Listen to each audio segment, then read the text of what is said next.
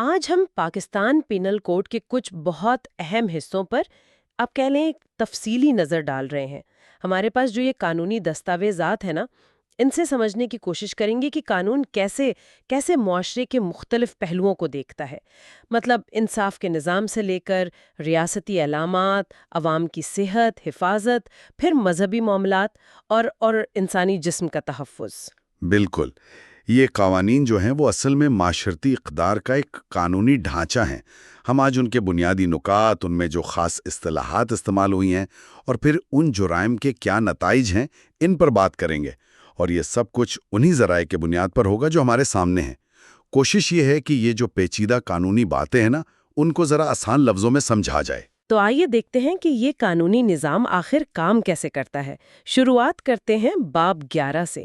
یہ ہے انصاف کے نظام کو کمزور کرنے والے جرائم کے بارے میں، جیسے جھوٹی گواہی۔ یہ اتنا اہم کیوں ہے ویسے؟ دیکھیں، انصاف کا پورا سسٹم وہ سچائی پر کھڑا ہے نا؟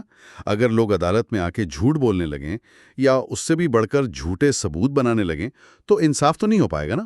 سیکشن 191 یہی کہتا ہے کہ اگر کوئی شخص قانونی طور پر سچ بولنے کا پابند ہے، جیسے حلف لیا ہوا ہے، اور وہ جان بوجھ کر کوئی جھوٹا بیان دے یہ جانتے ہوئے کہ یہ غلط ہے، تو یہ جھوٹی شہادت کا جرم ہے۔ اور یہ جو گھڑنے کی بات ہے، جھوٹی شہادت گھڑنا، یہ بیان دینے سے کیسے مختلف ہوا؟ اچھا سوال ہے۔ سیکشن 192 اس کی وضاحت کرتا ہے۔ گھڑنے کا مطلب ہے آپ جان بوجھ کر ایسے حالات بنا رہے ہیں یا کوئی جعلی چیز، کوئی دستاویز بنا رہے ہیں، نیت یہ ہے کہ اسے بعد میں عدالتی کارروائی میں ثبوت کے طور پر پیش کرنا ہے تاکہ فیصلہ کرنے والا گمراہ ہو جائے۔ مثال جیسے دی جاتی ہے کہ کسی کے بکسے میں چپکے سے زیور رکھ دیا تاکہ اس پر چوری کا الزام لگ جائے۔ یہ سیدھے جھوٹ بولنے سے ذرا زیادہ منصوبہ بندی والا کام ہے۔ یہ تو واقعی بہت سنگین بات ہے۔ اچھا، ان جرائم کی سزائیں کیا ہیں پھر؟ سیکشن 193 کے مطابق اگر یہ جھوٹی گواہی یا گھڑنا عدالتی کارروائی میں ہوا ہے تو سزا 7 سال تک قید اور جرمانہ ہے۔ دوسرے معاملات میں یہ 3 سال تک قید اور جرمانہ ہے۔ لیکن یہاں ایک بہت ہی اہم بات ہے سیکشن 194 میں۔ وہ کیا ہے؟ وہ یہ کہ اگر کوئی اس نیت سے جھوٹی گواہی دیتا ہے یا گھڑتا ہے کہ کسی بے گناہ شخص کو سزائے موت والے جرم میں سزا ہو جائے، تو خود اس جھوٹی گواہی دینے والے کو عمر قید یا 10 سال تک سخت قید اور جرمانہ ہو سکتا ہے۔ اور اگر خدا نخواستہ اس جھوٹی گواہی کی وجہ سے کسی بے گناہ کو پھانسی ہو گئی تو پھر جھوٹی گواہی دینے والے کو بھی سزائے موت دی جا سکتی ہے۔ یہ سزا دکھاتی ہے کہ قانون انصاف کے نظام سے کھیلنے کو کتنا سنگین سمجھتا ہے۔ واقعی۔ اچھا، اس باب میں انصاف کے نظام کو نقصان پہنچانے والے اور بھی جرائم شامل ہیں؟ جی ہاں، کافی سارے ہیں، جیسے جرم کے ثبوت مٹا دینا یا مجرم کو بچانے کے لیے غلط معلومات دینا، یہ سیکشن 201 ہے۔ پھر ثبوت کے طور پر پیش ہونے والی کوئی دستاویز ہے اسے تباہ کر دینا، یہ سیکشن 204 ہے۔ یا کسی کو نقصان پہنچانے کے لیے جان بوجھ کر جھوٹے مقدمے دائر کرنا، سیکشن 211۔ یہ سب کیا ہے؟ یہ انصاف کی راہ میں رکاوٹ ڈالنے کی کوششیں ہیں۔ اس کے علاوہ مجرموں کو پناہ دینا یا پھر سرکاری اہلکاروں کا اپنے اختیارات کا غلط استعمال کرنا، یہ سب بھی اسی میں آتا ہے۔ ٹھیک ہے۔ انصاف کے نظام کی حفاظت کے بعد قانون جو ہے وہ ریاست کی جو معاشی بنیادیں ہیں، جیسے کرنسی، سرکاری دستاویزات، ان کا تحفظ کیسے کرتا ہے؟ یہ باب 12 میں ہے نا؟ جی بالکل۔ باب 12 دیکھیں، ریاست کی معیشیت اور اس کا جو ریونیو سسٹم ہے وہ کرنسی اور سٹیمپ پیپرز پر بہت انحصار کرتا ہے۔ ان کی اگر کوئی جعلسازی کرتا ہے تو وہ سیدھا ریاست کو نقصان پہنچا رہا ہے۔ سیکشن 330 میں پہلے تو سکہ یعنی کوئن کی تعریف کی گئی ہے، مطلب وہ دھات جو ریاست کے اختیار سے بطور کرنسی استعمال ہوتی ہو۔ اور اگر کوئی جعلی سکے بنائے، خاص طور پر پاکستانی سکے کی جعلسازی، یہ سیکشن 232 میں ہے اور یہ بہت ہی سنگین جرم ہے۔ اس کی سزا عمر قید تک ہو سکتی ہے یا پھر 10 سال تک قید اور جرمانہ۔ جو عام سکے ہیں ان کی جعلسازی سیکشن 231 پر 7 سال تک قید اور جرمانہ ہے۔ اور یہ صرف بنانا ہی جرم نہیں ہے، جعلی سکے بنانے کے اوزار رکھنا، انہیں بیچنا، मुल्क में लाना या बाहर भेजना या जानते बूझते जाली सिक्कों को इस्तेमाल में लाना, ये सब अलग अलग काबिल सज़ा जुराइम है, सेक्शन 233 से 243 तक। तो यही उसूल फिर सरकारी स्टैम्प पेपर्स पर भी लागू होता होगा? बिल्कुल। सेक्शन 255 के तहत हुकूमत के जो रेवेन्यू स्टैम्प्स हैं, उनकी जालसाजी की सज़ा भी इतनी ही सख्त है, उम्र कैद या 10 साल तक कैद और जुर्माना। इसी तरह जाली स्टैंप बनाने के औजार रखना, बेचना या जानते बूझते जाली स्टैंप का इस्तेमाल करना, सेक्शन 256 से 260, ये भी संगीन जराइम हैं। इनकी सजाएं 7 साल तक कैद और जुर्माना है। बल्कि यहाँ तक कि अगर कोई इस्तेमाल शुदा स्टैंप है, उसको दोबारा इस्तेमाल के काबिल बनाने की कोशिश करता है, वो भी जुर्म है, सेक्शन 262 से 263।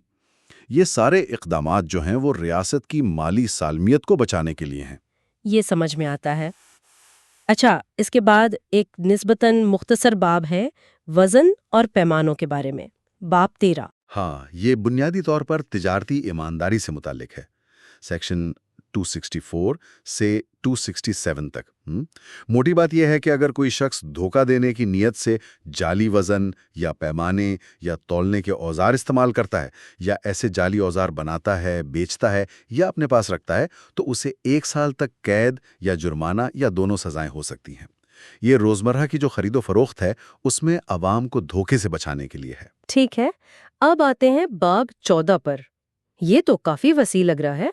अवामी सेहत, हिफाजत, सहूलत, शाइस्तगी, इखलाकियात, बहुत कुछ है।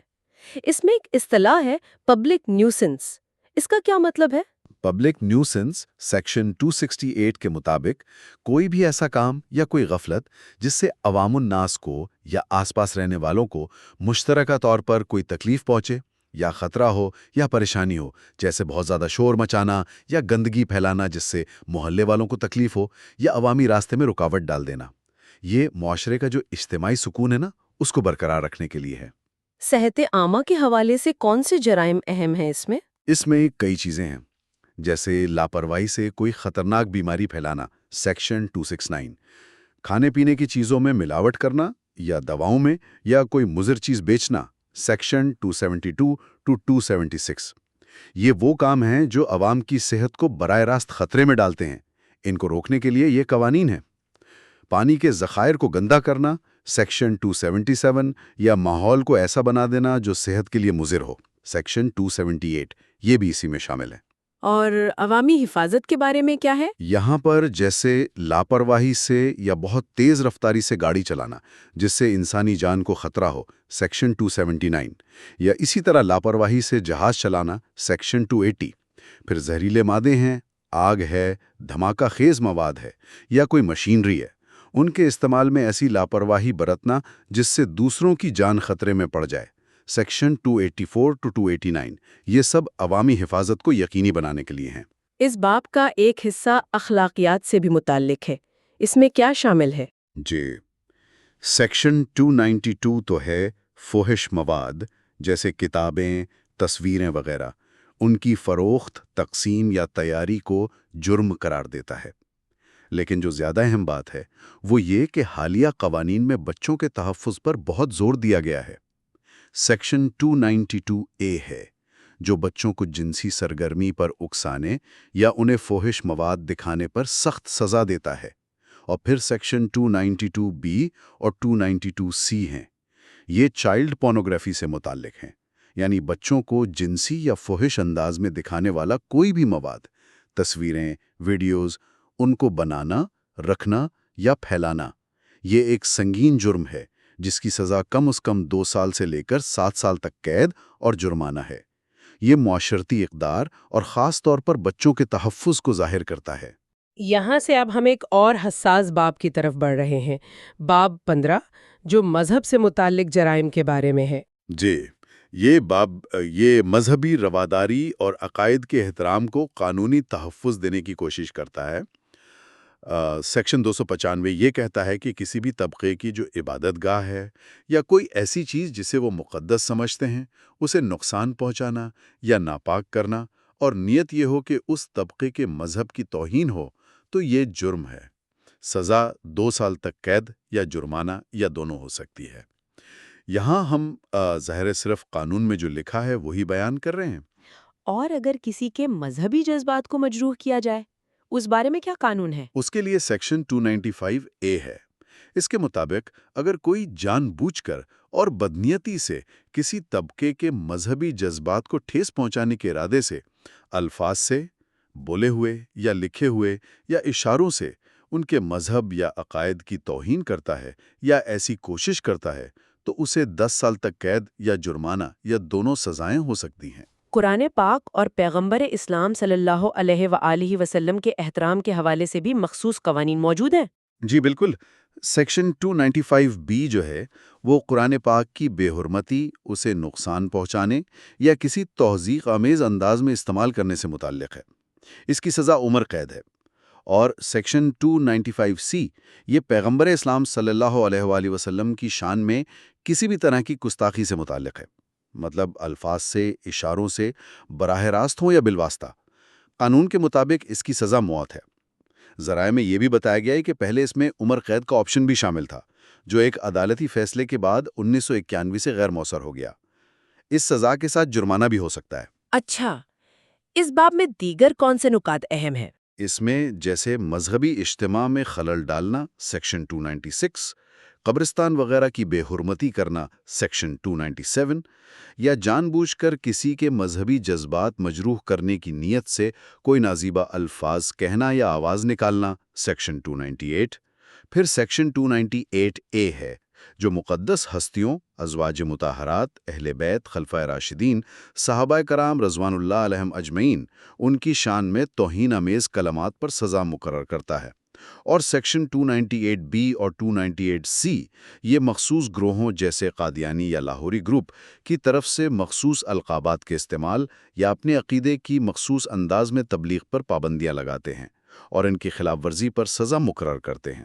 یہ قوانین معاشرے میں جو مذہبی حساسیت ہے اس کو ظاہر کرتے ہیں۔ اب ہم آتے ہیں باب 16 پر۔ یہ شاید سب سے زیادہ وسیع باب ہے اور انسانی جسم کے خلاف جرائم یعنی قتل اور زخموں سے متعلق ہے۔ جی، یہ باب زندگی اور جسمانی سلامتی کے تحفظ سے متعلق ہے۔ اس میں کچھ خاص اصطلاحات ہیں جنہیں سمجھنا ضروری ہے، جیسے قصاص ہے، یعنی بدلہ، جان کے بدلے جان یا زخم کے بدلے ویسا ہی زخم۔ پھر دیت ہے، یہ قتل کی صورت میں ایک مالی معاوضہ ہے۔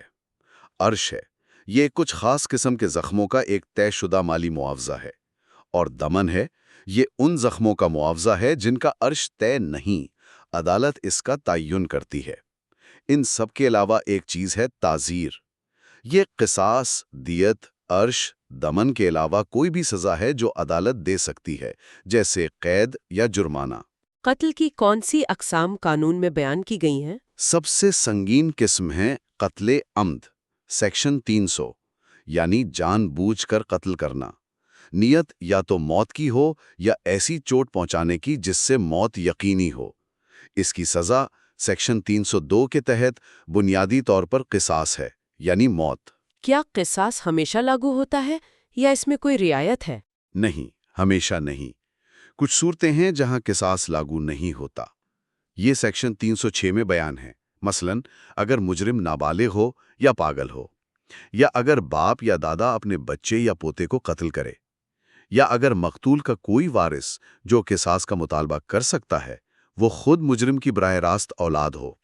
ان صورتوں میں سیکشن 308 کے مطابق مجرم پر دیت لازم ہوتی ہے، اور عدالت دیت کے ساتھ ساتھ تعزیری قید بھی دے سکتی ہے جو 25 سال تک ہو سکتی ہے۔ کیا مقتول کے ورثہ مجرم کو معاف کر سکتے ہیں؟ جی بالکل، قانون میں اس کی گنجائش ہے۔ اسے عفو کہتے ہیں، یعنی معافی، سیکشن 309، یا پھر صلح ہو سکتی ہے، سیکشن 310، یعنی کسی مالی معاوضے پر سمجھوتا کر لینا۔ ورثہ اپنا قصاص کا حق معاف کر سکتے ہیں۔ لیکن یہاں ایک بہت اہم نقطہ ہے سیکشن 311 میں، وہ یہ کہ اگرچہ ورثہ معاف کر دیں یا صلح کر لیں، پھر بھی اگر عدالت یہ سمجھتی ہے کہ جرم بہت سنگین نوعیت کا تھا یا اس کا معاشرے پر بہت برا اثر پڑا ہے، جسے قانون کی زبان میں فساد فی ارض کہا جاتا ہے، یا پھر جرم غیرت کے نام پر کیا گیا تھا، تو ان صورتوں میں عدالت پھر بھی مجرم کو تعزیر کے طور پر سزا دے سکتی ہے۔ یہ سزا موت بھی ہو سکتی ہے، عمر قید بھی، یا 14 سال تک قید بھی۔ خاص طور پر اگر جرم غیرت کے نام پر ہوا ہو تو وہاں عمر قید کی سزا لازم قرار دی گئی ہے۔ یہ تو ہوئی قتل عمد کی بات۔ قتل کی اور کون سی قسمیں ہیں؟ ایک ہے قتل شبہ عمد، سیکشن 315۔ یہاں نیت تو نقصان پہنچانے کی تھی، لیکن جس ہتھیار یا طریقے سے نقصان پہنچایا گیا وہ عام طور پر جان لیوا نہیں ہوتا، مگر موت واقع ہو گئی۔ اس کی سزا دیت ہے اور ساتھ میں 25 سال تک تعزیری قید بھی ہو سکتی ہے، سیکشن 316۔ پھر ہے قتل خطا، سیکشن 318۔ یہ ہے غلطی سے موت واقع ہو جانا بغیر کسی ارادے کے۔ اس کی سزا صرف دیت ہے، سیکشن 319۔ ہاں، اگر یہ لاپرواہی سے ڈرائیونگ کے ذریعے ہو تو پھر دیت کے ساتھ 10 سال تک تعزیری قید بھی ہو سکتی ہے، سیکشن 320۔ اور آخر میں ہے قتل بل سبب، سیکشن 212، یعنی کسی غیر قانونی کام کے نتیجے میں موت واقع ہو جائے بغیر کسی براہ راست ارادے کے۔ اس کی سزا دیت ہے، سیکشن 222۔ یہ جو دیت کی رقم ہے یہ کیسے طے ہوتی ہے؟ سیکشن 323 یہ کہتا ہے کہ یہ کم از کم 30,630 گرام چاندی کی قیمت کے برابر ہونی چاہیے۔ اس کی مالیت کا تعین حکومت ہر سال کرتی ہے۔ عدالت پھر مجرم اور ورثہ کی مالی حالت کو مد نظر رکھتے ہوئے حتمی رقم مقرر کرتی ہے، اور یہ رقم یکمشت بھی ادا کی جا سکتی ہے یا عدالت 5 سال تک کی قسطیں بھی مقرر کر سکتی ہے، سیکشن 331۔ قتل کے بعد اب بات کرتے ہیں زخموں کی، یعنی ہرٹ۔ اس کی کیا اقسام بتائی گئی ہیں؟ سیکشن 332 ہرٹ کی ایک عمومی تعریف دیتا ہے، مطلب درد پہنچانا، نقصان، بیماری، کمزوری یا چوٹ دینا، یا کسی عضو کو ناکارہ، بد شکل یا کاٹ دینا۔ اس کی پھر کئی اقسام ہیں۔ بنیادی طور پر اتلاف عضو، یہ عضو کاٹ دینا، اتلاف صلاحیت عضو کی کام کرنے کی صلاحیت ختم کرنا، شجا، یہ خاص طور پر سر یا چہرے کے زخم ہیں، جرح، یہ جسم کے باقی حصوں کے زخم ہیں، اور پھر کچھ دیگر زخم۔ ان کی سزائیں کیسے مقرر ہوتی ہیں؟ کیا یہاں بھی وہی قصاص، عرش اور دمن والا نظام چلتا ہے؟ جی ہاں، بالکل وہی اصول ہیں۔ اتلاف عضو، سیکشن 334، اور اتلاف صلاحیت عضو، سیکشن 336، ان دونوں کی سزا بنیادی طور پر قصاص ہے، یعنی جیسا زخم پہنچایا ہے ویسا ہی زخم مجرم کو پہنچایا جائے۔ اگر کسی وجہ سے قصاص ممکن نہ ہو تو پھر عرش لاگو ہوتا ہے، یعنی طے شدہ معاوضہ، اور ساتھ میں 10 سال تک تعزیری قید بھی ہے۔ عرش کی مقدار قانون میں مختلف اعضاء کے لیے طے ہے۔ جیسے کوئی اکیلا عضو ہے جیسے ناک تو اس کے لیے پوری دیت، اگر جوڑے میں سے ایک ہے جیسے ہاتھ یا آنکھ تو آدھی دیت، انگلیوں، دانتوں وغیرہ کے لیے بھی حصے مقرر ہیں، سیکشن 337Q سے 337V تک۔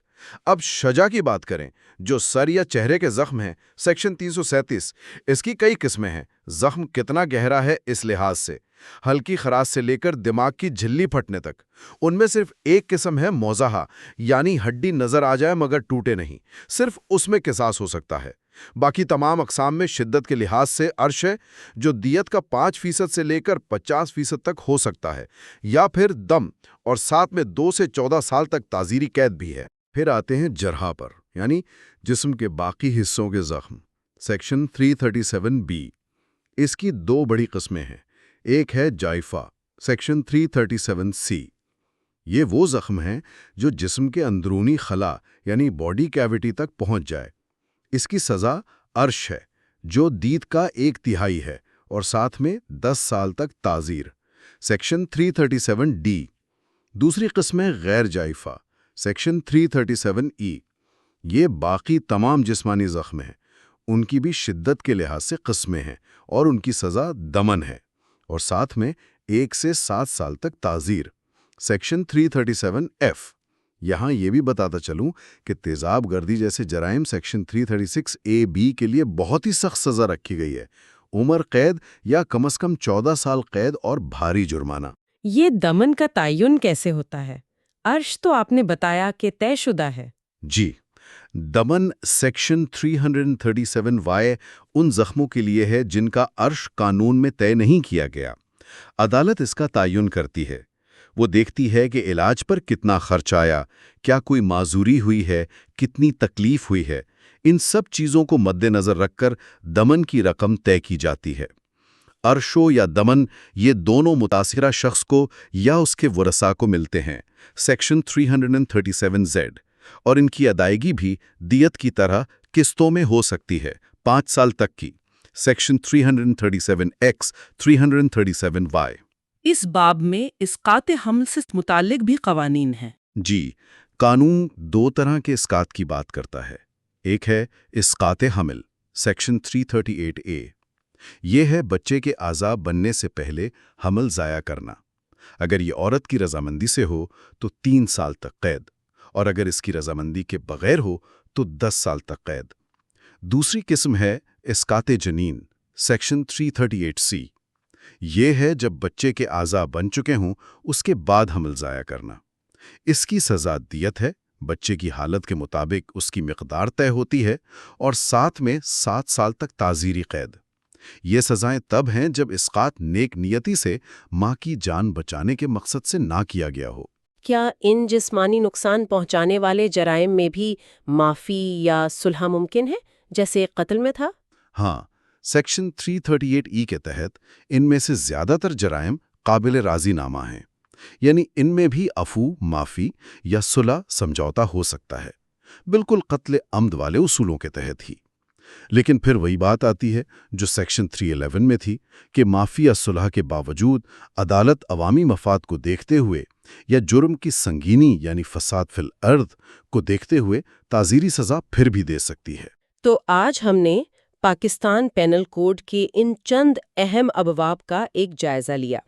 ان میں انصاف کے نظام سے لے کر ریاست کی علامات، عوامی صحت و سلامتی، مذہبی جذبات اور انسانی جسم کے تحفظ سے متعلق قوانین شامل تھے۔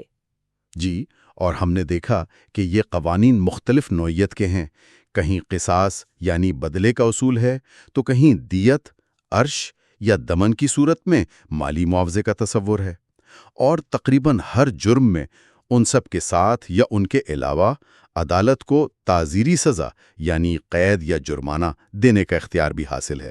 نیت کیا تھی، لاپرواہی تھی یا جان بوجھ کر کیا، جرم کی نوعیت کیا تھی، معاشرے پر اس کا کیا اثر پڑا، یہ سب چیزیں سزا کے تعین میں اہم کردار ادا کرتی ہیں۔ یہ بات واقعی سوچنے والی ہے کہ یہ قانونی نظام کس طرح بدلہ، معاوضہ اور سزا ان مختلف تصورات کو ایک ساتھ لے کر چلتا ہے، اور یہ سوال تو ہمیشہ رہتا ہے کہ یہ قوانین کس حد تک انصاف کے تقاضوں کو پورا کرتے ہیں اور کس حد تک معاشرے کی جو بدلتی ہوئی اقدار ہیں، جو نئی ضروریات ہیں، ان سے ہم آہنگ ہیں۔ اس پر مزید غور و فکر کی گنجائش تو ہمیشہ رہتی ہے۔